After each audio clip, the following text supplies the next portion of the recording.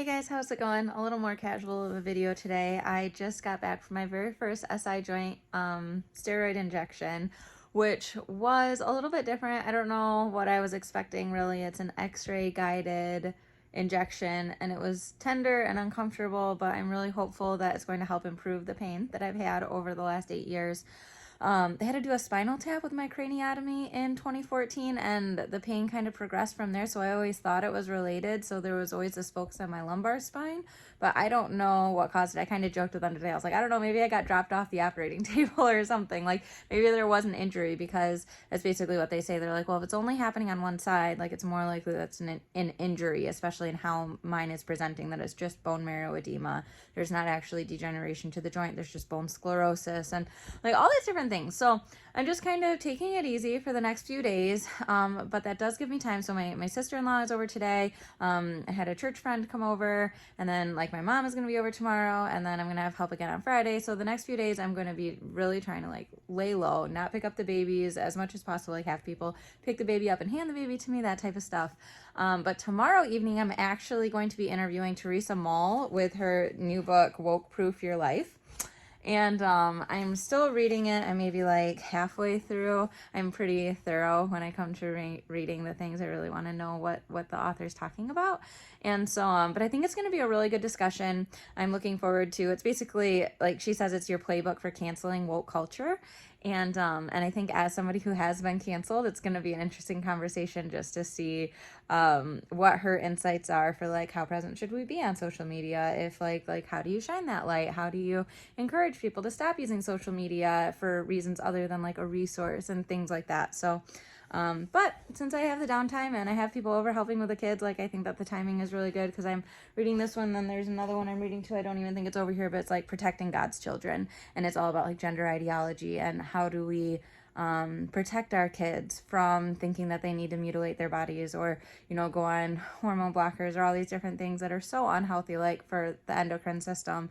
Like how do we help protect our children from being like indoctrinated with that type of philosophy that the world is pushing as like imperative.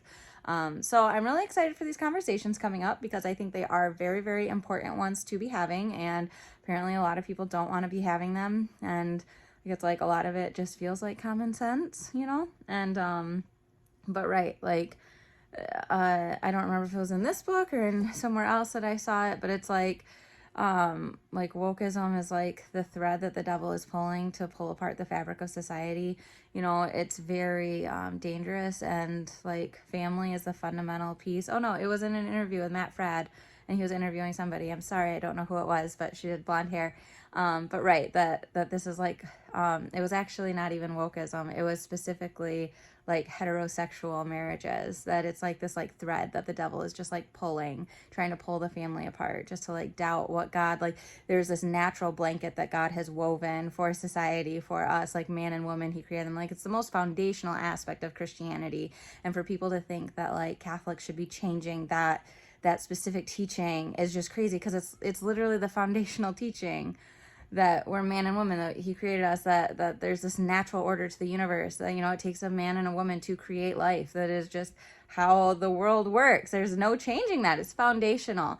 And so anyway, like just having all these conversations, like it makes logical sense, and it's like how the Bible says some people are blind and they're just going to be blind, but if you seek you will find. If you like knock, and the door will be open unto you. Like people have to be willing and be searching with an open heart in order for any of these things to even like come into fruition for them. Otherwise all they see are hateful bigots, and that's what they want to stick by, and that's like up to them, right? Because God has the same availability to all of us. There's no one that he's so yeah. So anyway, but so those are the discussions coming up and what I get to kind of prepare for throughout the rest of today.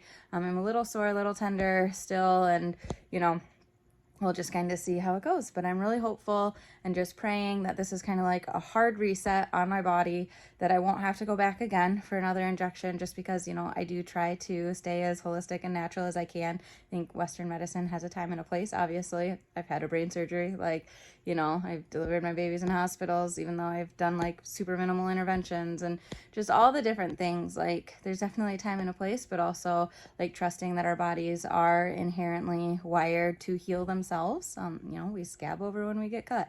Like, our bodies know how to heal itself. And so I'm just hoping that with this little boost, it'll just be just the right amount of help that it needs so that I can stop being, you know, like my husband keeps saying, it'd be really nice to have a hobble-free wife. And I'm like, I agree with you. Like, it would be nice to not have to limp up the stairs and, like, in the mornings, be able to carry the babies down the stairs instead of having him carry the babies down. And so anyway, so it's just kind of one thing after the other, and we're just really hopeful that this is going to have a positive effect on my body. So I appreciate your prayers. Please do keep us in mind over these next few days as that progresses, and I'll keep you in the loop, and hopefully I'll have nothing but good news. So, and I look forward to doing this interview and editing it and sharing it with you, because I think Teresa makes a lot of good points in this book, and I'm kind of curious on some of these aspects. You know, there are some that I personally kind of disagree with too. You know, I'm not like there are pieces and I'm like, I don't know about this. Like, this is actually a pet peeve of mine when this happens, and that kind of stuff too, because, you know, I don't really believe in like the group think mentality. I don't think I need to read this book and agree with every single thing that she says.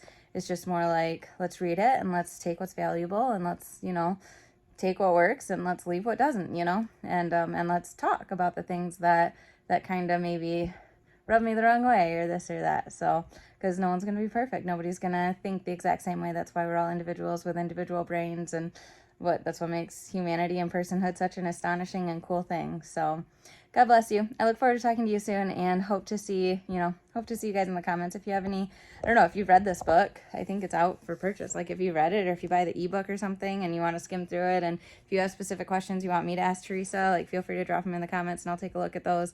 And yeah, we'll just see where the conversation takes us. So we'll talk to you soon. Bye.